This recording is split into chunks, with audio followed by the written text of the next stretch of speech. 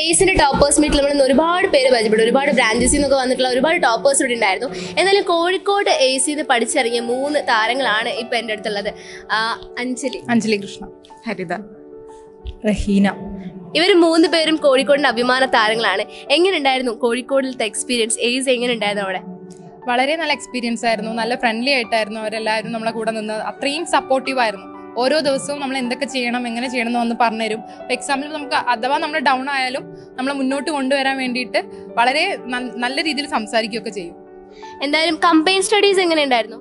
നന്നായിരുന്നു. കാരണം നമുക്ക് റെഗുലർ ബാച്ച് ആയതുകൊണ്ട് സാറ്റർഡേയും സൺഡേയും കിട്ടുന്ന ക്ലാസ്സുകളൊക്കെ ലീവുള്ള ദിവസങ്ങളിൽ ഞങ്ങൾ എയ്സിൽ വരും, ഇരുന്ന് പഠിക്കാറൊക്കെ ചെയ്യാറുണ്ടായിരുന്നു. പിന്നെ നല്ലൊരു ഫ്രണ്ട്ലി അറ്റ്മോസ്ഫിയർ ആയതുകൊണ്ട് അങ്ങനെ ഒരു ബേർഡൻ ആയിട്ടൊന്നും തോന്നിയിട്ടില്ല ഇതുവരെ. എന്തായാലും ഇവിടെ ഹരിതയുടെ അമ്മ നമ്മുടെ അടുത്തുണ്ട്. എന്തായാലും ഹരിതയുടെ അമ്മയോട് ചോദിക്കാം, വിചാരിച്ചിരുന്നോ ഇങ്ങനൊരു പെട്ടെന്ന് ഗവൺമെന്റ് ഉദ്യോഗസ്ഥയാവുന്ന? വിചാരിച്ചിരുന്നു, കിട്ടുന്നുള്ള പ്രതീക്ഷയുണ്ടായിരുന്നു. കാരണം അവൾ അത്രയും കഷ്ടപ്പെട്ടിട്ടുണ്ട്. എന്തായാലും ഇവരുടെ സന്തോഷം കാണുമ്പോൾ വളരെയധികം എനിക്കും സന്തോഷം തോന്നുന്നുണ്ട്. ഒപ്പം തന്നെ നമുക്കിവിടെ അഞ്ജലിയുടെ പാരൻസും കൂടി ഉണ്ട്. അവരോടും കൂടി ചോദിക്കാം, എങ്ങനെയുണ്ട് മോളിപ്പോൾ ഗവൺമെന്റ് ഉദ്യോഗസ്ഥയായിരിക്കുകയാണ്, ഈ ഒരു നിമിഷത്തിൽ എന്ത് തോന്നുന്നു? വളരെയധികം സന്തോഷം തോന്നുന്നു. മോള് പ്രാക്ടീസിന് വേണ്ടിയിട്ട് കോഴിക്കോട് എയ്സിലാണ് പോയിട്ടുണ്ടായിരുന്നത്. അവിടുത്തെ ചിട്ടയായ പഠനമാണ് അവിടെ ഈ വിജയത്തിൽ എത്തിക്കാൻ സാധിച്ചതെന്ന് ഞാൻ വിശ്വസിക്കുന്നുണ്ട്. ഇനിയും ഇത്തരം താരങ്ങളെ നിങ്ങൾ സൃഷ്ടിക്കട്ടെ എന്ന് ഞാൻ ആശംസിക്കുന്നു. അതെ, എയ്സിലൂടെ പഠിച്ച ഒരു വിദ്യാർത്ഥിയുടെ അച്ഛനാണ് പറഞ്ഞിട്ടുള്ളത്. എയ്സിലെത്തുന്ന എല്ലാവരും തന്നെ ഏറ്റവും ടോപ്പേഴ്സ് ലിസ്റ്റിലേക്ക് എത്തിക്കൊണ്ടിരിക്കുകയാണ്. ഒപ്പം അമ്മയ്ക്ക് എന്താണ് പറയാനുള്ളത് ഈ ഒരു മൊമെന്റിൽ? ഞാൻ അഞ്ജലി കൃഷ്ണയുടെ അമ്മയാണ്. അതേപോലെ ഹരിതയുടെയും റഹീനയുടെയും ഒക്കെ നല്ലൊരു സുഹൃത്തും മക്കളെപ്പോലെ ഞാൻ കാണുന്ന കുട്ടികളുമാണ്. അതുകൊണ്ട് തന്നെ കുറച്ച് ദിവസമായിട്ട് വളരെ അഭിമാനത്തോടു കൂടി ജീവിതത്തെ കാണുന്ന കുറച്ച് നിമിഷങ്ങളാണ് നമ്മുടെ മുമ്പിലുള്ളത്. കാരണം എൻ്റെ 2 കുട്ടികൾ ഹരിതയും അഞ്ജലിയും രണ്ടുപേരും +2 TTC പിന്നെ നേരെ PSCയുടെ ഒരു ഫീൽഡിലേക്ക് വരികയാണ്.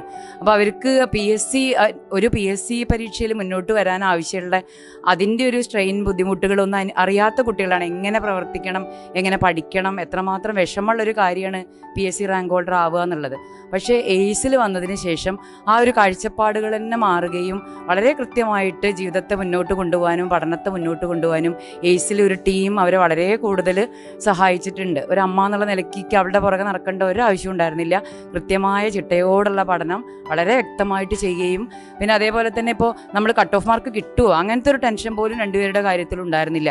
ഒരു 6-7 മാർക്കൊക്കെ മുകളിൽ വന്ന് ഒരു ടെൻഷനും ഇല്ലാണ്ട് ഒരു ഇത്ര ചെറുപ്പത്തിൽ 22-23 വയസ്സിൽ ജോലിയെ കയറുക എന്നുള്ളൊരു മഹാഭാഗ്യം, ഈശ്വരാനുഗ്രഹം. നന്ദി, എയ്സിന് നന്ദി. അപ്പം ഈ അമ്മയുടെ വാക്കുകൾ ഒരുപാട് സ്നേഹമുണ്ട്, അതേപോലെ തന്നെ ആ ഒരു പ്രൗഡ് എല്ലാം നമുക്ക് ഫീൽ ചെയ്തിട്ടുണ്ട്. ഒപ്പം തന്നെ ഇവിടെ റഹീനത്തുണ്ട്. എന്തു പറയണു ഈ ഒരു മൊമെന്റില്? ഭയങ്കര സന്തോഷം. ഈ പറഞ്ഞ പോലെ ഞാൻ ഈ PSC ഫീൽഡിലേക്ക് വരാൻ തന്നെ കാരണം എൻ്റെ എന്താ പറയണ്ടേ, ചേച്ചിന്നോ ടീച്ചറെന്നോ ഒക്കെ പറയാം, സിന്ധു ചേച്ചി പറഞ്ഞിട്ടാണ്. അപ്പോൾ ഞാൻ കോഴിക്കോട് എയ്സിൽ ഫസ്റ്റായിട്ട് ചേരുന്നത് അവർ പറഞ്ഞിട്ടാണ്. അങ്ങനെ അവരുടെ മോളെ കൂടെയും ഫ്രണ്ടിൻ്റെ കൂടെയും ഒരു ഫ്രണ്ട് സർക്കിളാക്കി ഉണ്ടാക്കിയെടുക്കാൻ പറ്റി. ഈ പറഞ്ഞ പോലെ നല്ലൊരു പഠനാന്തരീക്ഷം കോഴിക്കോട് എയ്സിന്ന് ഞങ്ങൾക്ക് കിട്ടിയിരുന്നു. അവിടുത്തെ ടീച്ചേഴ്സ്, പ്രത്യേകിച്ച് അവിടുത്തെ സ്റ്റാഫ്സ്, രാജീവേട്ടൻ, നിസാം സാറ് എല്ലാവരും വളരെ ഹെൽപ്ഫുള്ളായിരുന്നു. നന്ദി എല്ലാവരോടും. എന്തായാലും ഈ ഒരു കൂട്ടായ പരിശ്രമം തന്നെയാണ് എയ്സിന്റെ പ്രത്യേകതയും.